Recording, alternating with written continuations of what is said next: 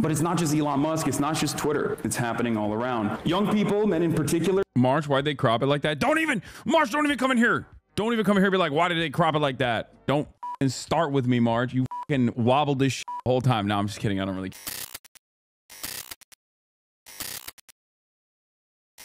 Anyway, it's okay, dude. You good? Are you gonna react to Andrew Show's weird ass response? I don't know. Can I get a blast off meme? Y'all got blast off memes or what? If you don't, I'm just gonna use an old one. But we got a lot happening today, so let's hear this speech. It's just pieces of it. Play this clip of Hasan because it's a little inspirational one. Sure. We should make it a little bit.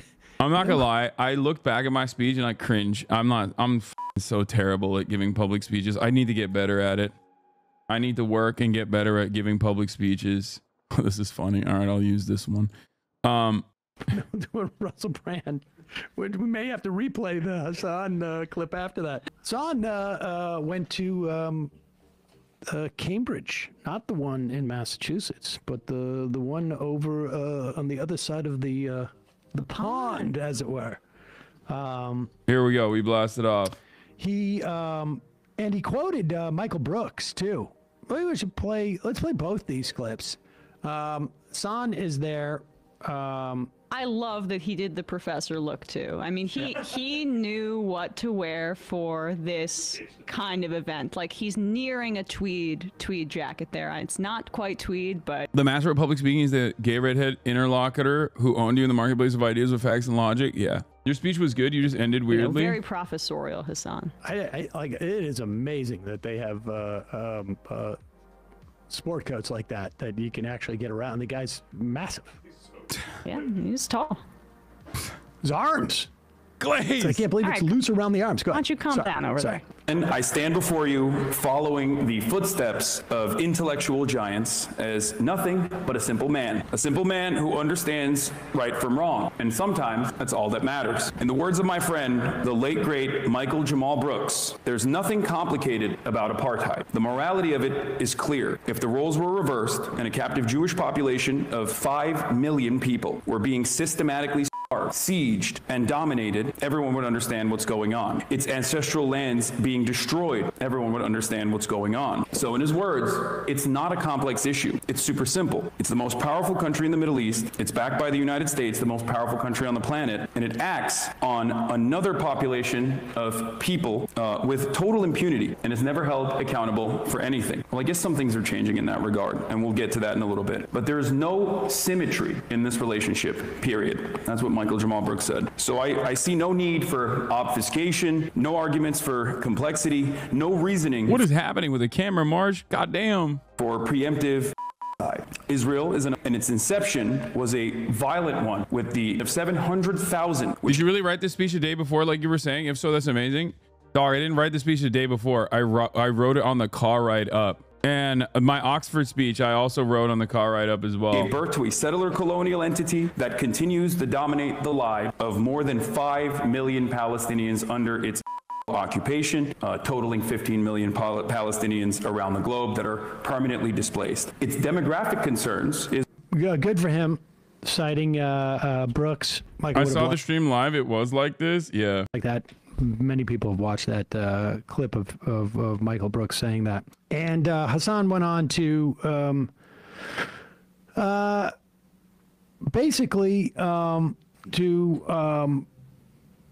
you know, with a message of hope, as it were. It is completely understandable that people are feeling a little bit exhausted already and demoralized.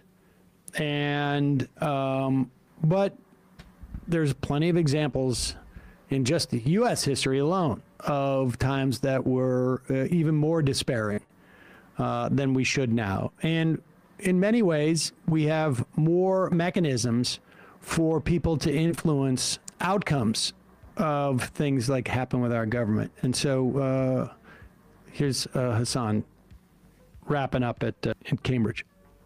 time, people are distrustful of the news. Platforms like Twitter routinely surface the worst of the worst kinds of content, the most divisive, most hateful content. But Elon Musk is not the only person responsible for this. And I hate Elon Musk, okay? I hate Elon Musk as much as you guys hate Oxford College. I heard that if I say that, I'll get some applause breaks there. So that was my exit ramp.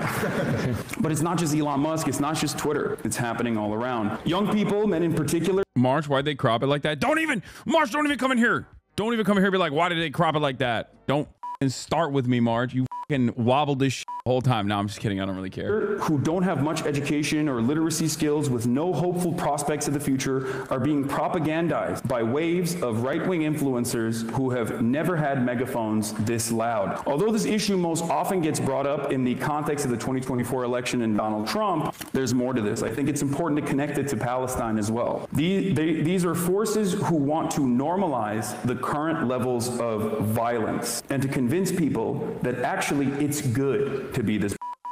While it was Joe Biden who gave Israel the blank check with which to commit it, that decision has created an entire galaxy of right-wingers who are actually in position to cash it. And cash it they are currently. If you've seen the Donald Trump cabinet picks, you know exactly what I'm talking about. The traditional forces that could keep this kind of thing in check, particularly in politics and in media, are unfortunately weak. And they're getting weaker by the moment. They're out of power. They're broke. They're technologically weak. They don't understand the space. They don't understand the online content creation sphere. And I feel like they've, most importantly, with their coverage of Gaza, discredited themselves to an entire generation. It seems right now that those people who genuinely desire for a better future, who want an alternative to the, will have to start looking amongst themselves, looking within themselves, their friends, and away from the mainstream if they want to help bring something like justice into the world. So I stand before you as a man who simply wants some semblance of justice for the Palestinians.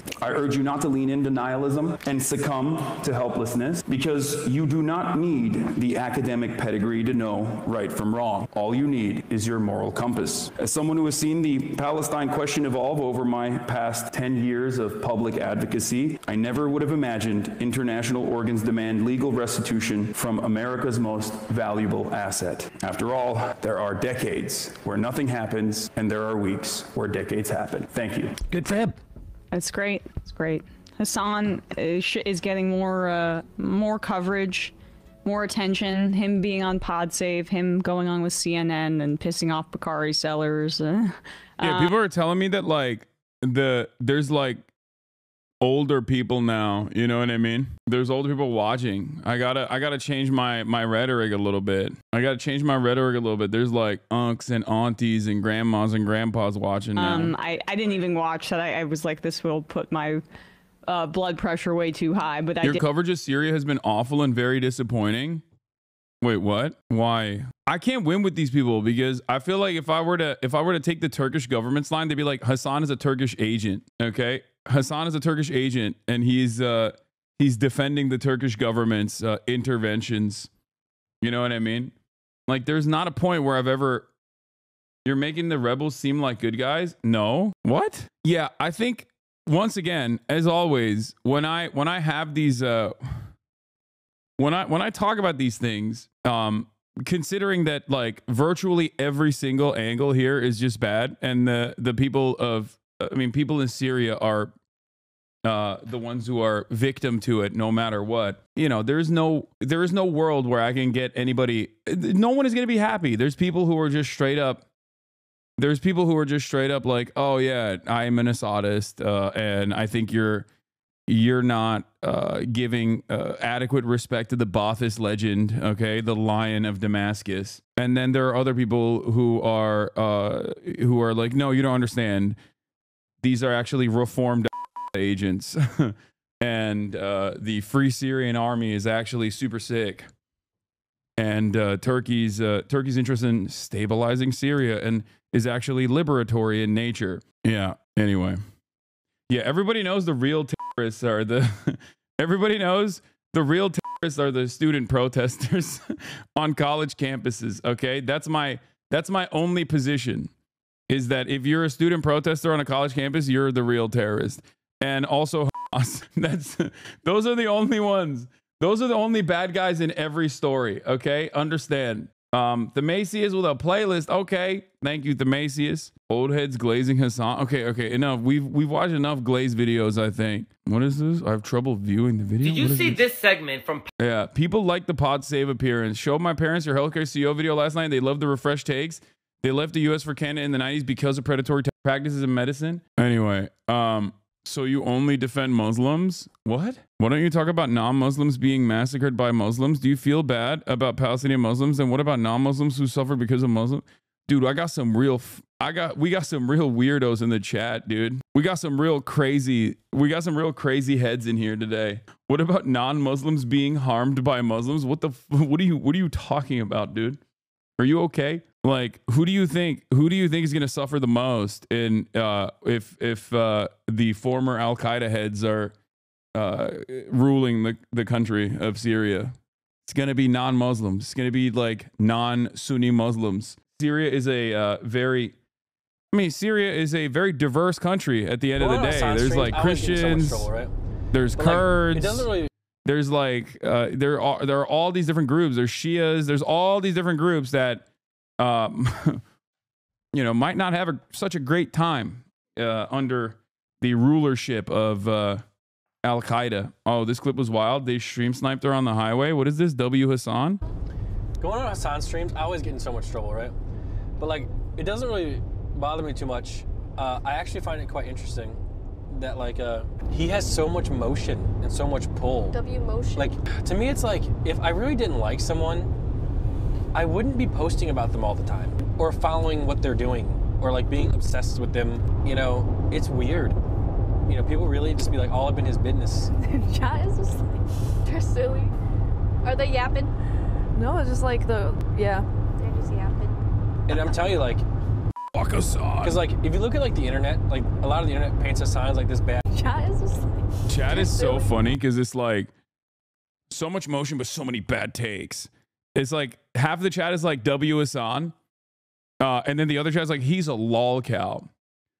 And one when you know what that word is, automatically it's like if you get that triggered by the mere mention when you're watching a totally random streamer, okay, a totally different streamer, and they bring me up, and you get so triggered where you're like, ugh, I hate him. I hate him so much. It's like, please, man. Please get a life.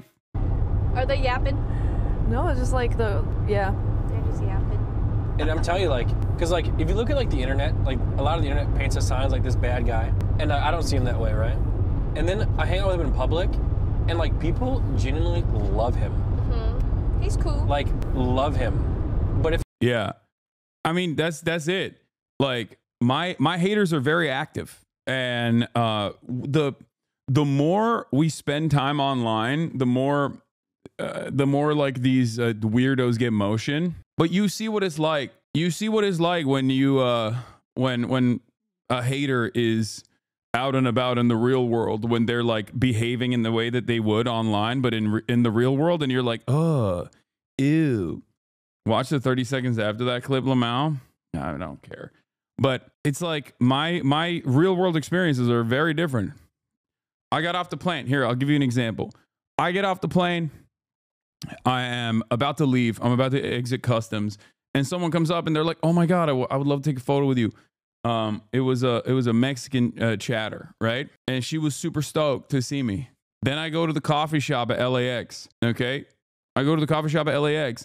The dude literally looks up at me. He's like, "Oh my God, I literally have you in my ear right now." Okay, he was like listening to my Cambridge speech in his ear while he was just like putting stuff down at the coffee shop. So HasanAbi heads are everywhere, and they're not weirdos. You know what I mean? They're just like real people. So my interactions in the real world are very different than the way that people present me online and the way that people reflect on who I am online, especially in on Twitch or on Reddit or on Twitter. These are like platforms that are easy to brigade. Many many platforms online, as long as you are dedicated, are pretty easy to brigade. So it's not something that you need to, it's not something that you need to pay close attention to, in my opinion. You don't speak for me, man. I'm weird. Oh yeah, you found him.